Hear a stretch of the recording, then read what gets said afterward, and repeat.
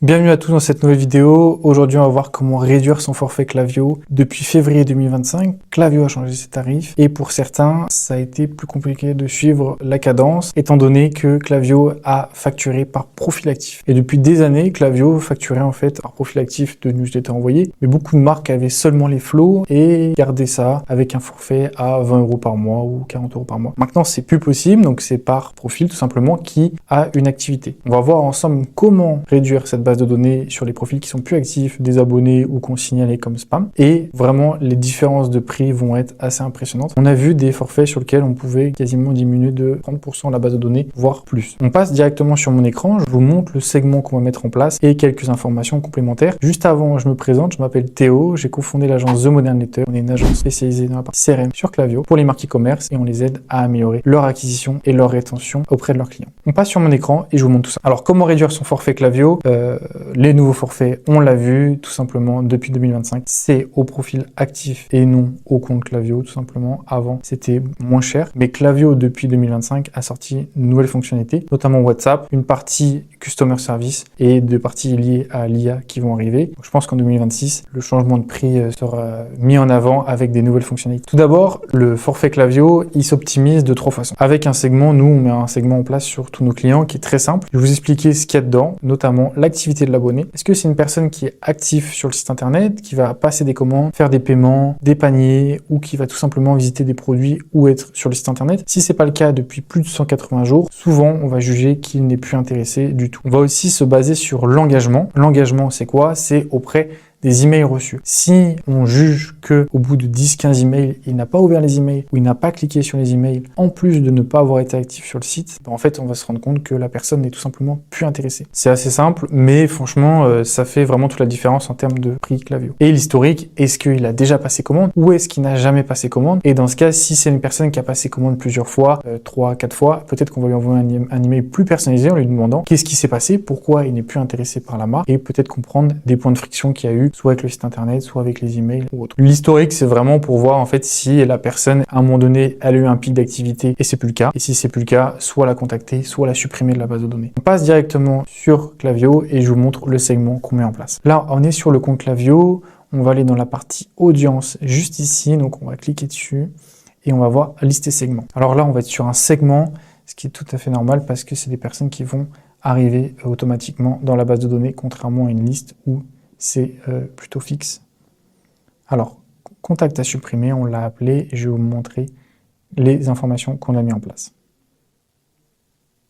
Tout simplement, ce qu'on a fait, c'est qu'on a dit toutes les personnes qui ont cliqué sur se désabonner. Des fois, il y a des personnes qui ont cliqué sur se désabonner et en fait, elles sont toujours dans la base de données, on ne sait pas vraiment pourquoi, mais toutes ces personnes-là, si elles ont cliqué au moins une fois depuis le début du compte, il faut les supprimer. Pareil pour les personnes qui ont signalé en spam au moins une fois, on va les supprimer et les personnes qui ne peuvent pas recevoir d'email marketing juste ici.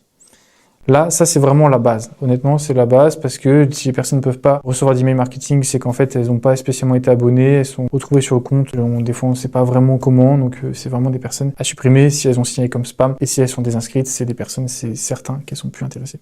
Ensuite, ce qu'on peut mettre, c'est lié du coup à l'activité. On va faire ça ensemble, je vais vous montrer. Est-ce que quelqu'un a déjà passé commande, donc ce que quelqu'un a fait ou n'a pas fait.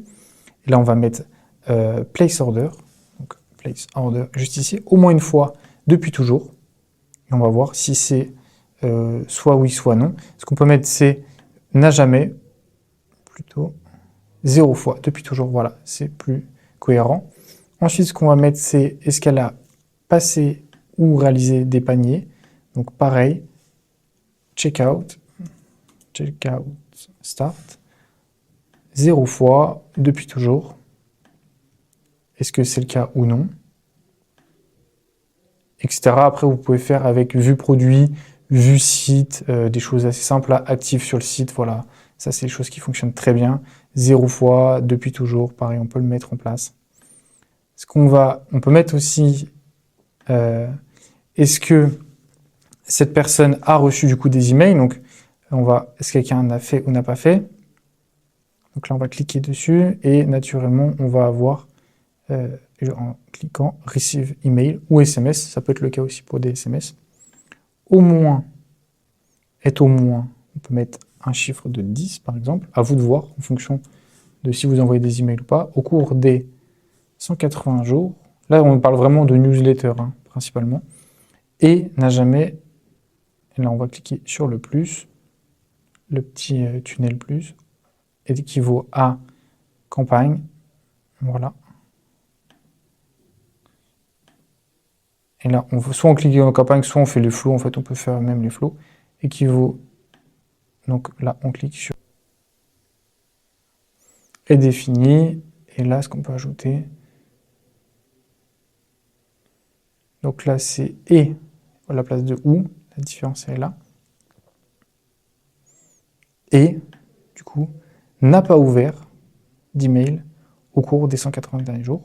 Donc là on va faire, voilà, open email 0 fois au cours des 180 jours, même principe.